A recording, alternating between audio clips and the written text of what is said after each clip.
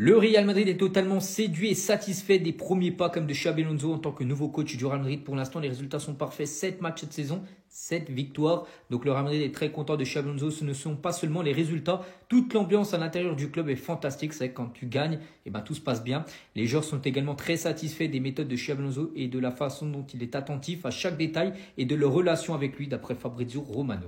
Et toujours avec Xabi, vu qu'il fait du bon taf, il reçoit bien sûr des récompenses. Il avait déjà reçu le prix du meilleur entraîneur du mois d'août.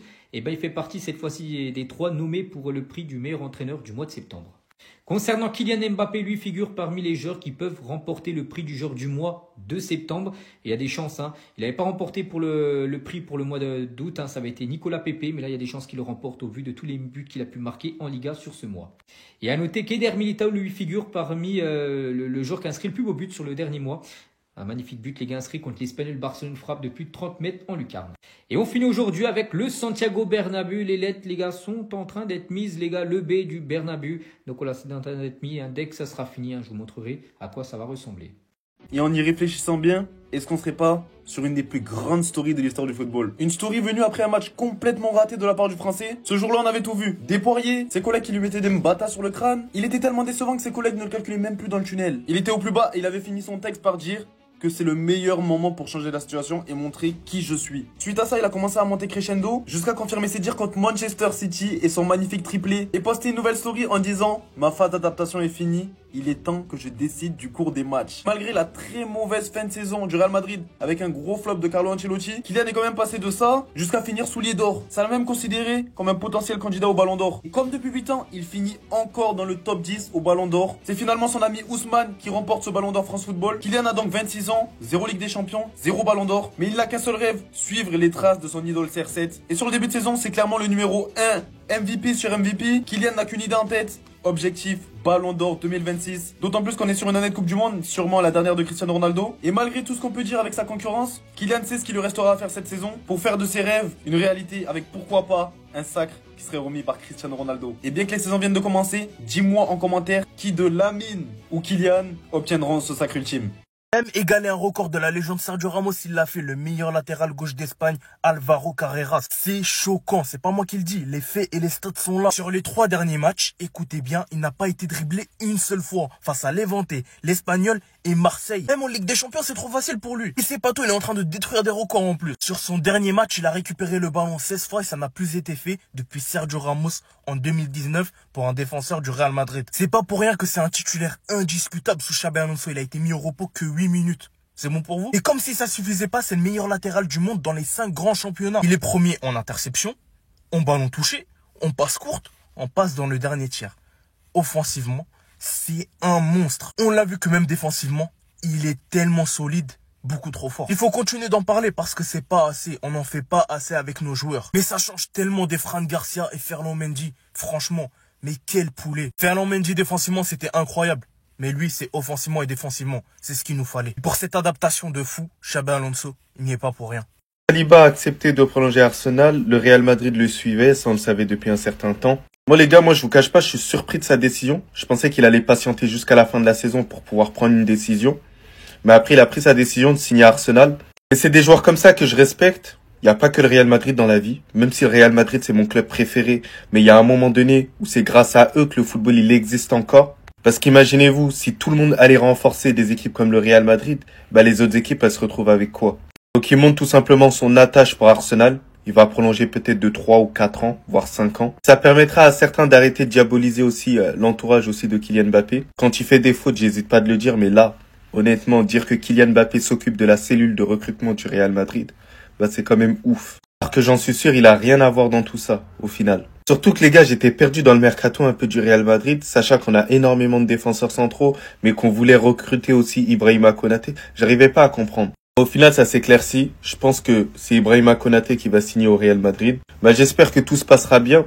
Après, s'il souhaite rester à Liverpool, il faudra respecter sa décision. Mais sinon, en vrai, c'est à toi. Moi, en tout cas, bien, alhamdoulilah.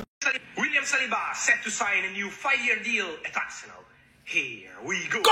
Alors le Real Madrid, je croyais que vous étiez irrésistible. Je croyais que vous pouviez avoir notre défenseur sans même bouger un petit doigt. Quand je vous répétais, William Saliba ne quittera pas Londres. Vous étiez en train de me dire, ouais, mais non, qu'est-ce que tu racontes? Personne ne peut résister à Florentino Pérez. Il l'a fait. Il l'a fait. William Saliba s'apprête à signer un contrat jusqu'en juin 2030. Ça fait 5 ans. 5 ans. Et quand il disait, les gars, Inch'Allah, je vais signer mon nouveau contrat, il ne mentait pas. Et pour moi, il a des coronesses de fou.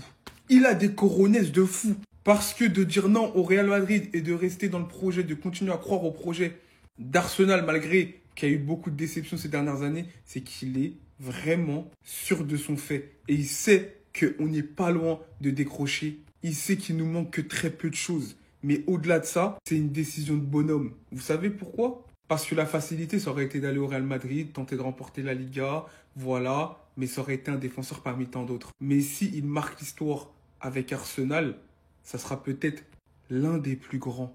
Il va devenir l'un des plus grands et peut-être la plus grande légende en tant que défenseur à Arsenal. Donc il fait le bon choix. Merci William. On dit toujours que le foot et les joueurs d'avant sont meilleurs que les joueurs de maintenant et que le football d'avant est meilleur que celui de maintenant. Eh ben on va voir le top 30 du Ballon d'Or 2025 vs 2015. Ça veut dire 10 ans d'écart. Donc là on peut voir déjà le top 5. Donc 2025, Dembélé, Yamal, Vitinha, Salah, Rafinha.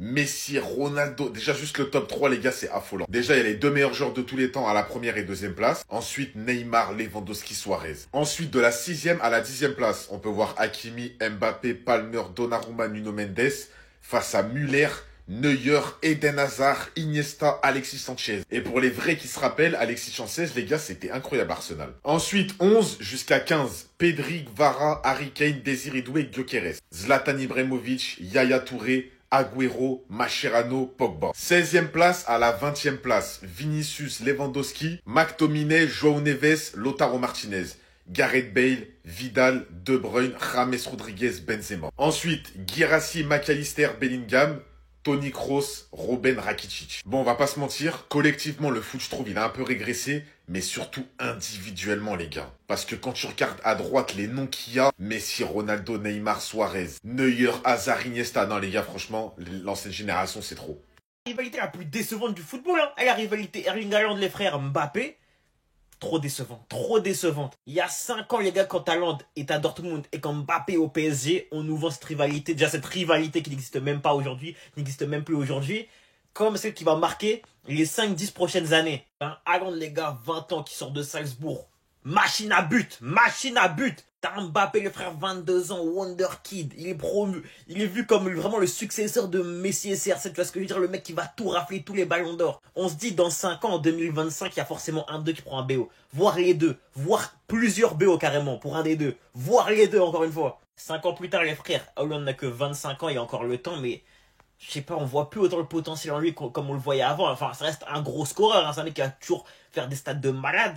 Mais on le voit plus comme ce joueur, tu vois, qui va dominer le football. Même on est en Premier Ligue des Champions, ça n'a pas été le joueur candidat au Ballon d'Or, tu vois. C'est plus le joueur, le meilleur joueur d'une équipe. Mbappé, les gars, il va sur ses 27 ans. Et en soi, il a encore le temps, les deux ont encore le temps. Mais c'est pareil, Mbappé à 27 ans, pour tout le monde, il était plusieurs fois Ballon d'Or déjà, tu vois ce que je veux dire. Et le problème, c'est qu'en fait, eux deux sont très forts, mais la prochaine génération est déjà là. Et est déjà en train de dominer les débats. Un Lamine Yamal, le frère, il a 7 ans, même pas 7 ans, je suis un menteur. Il a 9 ans de moins que Mbappé. Il a 7 ans de moins que Haaland et est déjà au sommet du football, tu vois ce que je veux dire? T'as limite l'impression qu'ils ne domineront pas en fait, comme ils devaient dominer, je veux dire. C'est une génération de cracks qui arrivent, des Désiré Doué, des Kenan Yildiz, des Estevao et j'en passe, tu vois ce que je veux dire? Vraiment, t'as des cracks qui arrivent aujourd'hui et qui sont déjà prêts à dominer. Au final, quand on prend du recul, cette rivalité n'a jamais réellement existé. Elle aurait pu peut-être potentiellement exister au début, mais c'est tellement vite essoufflé que sincèrement, au final, bof.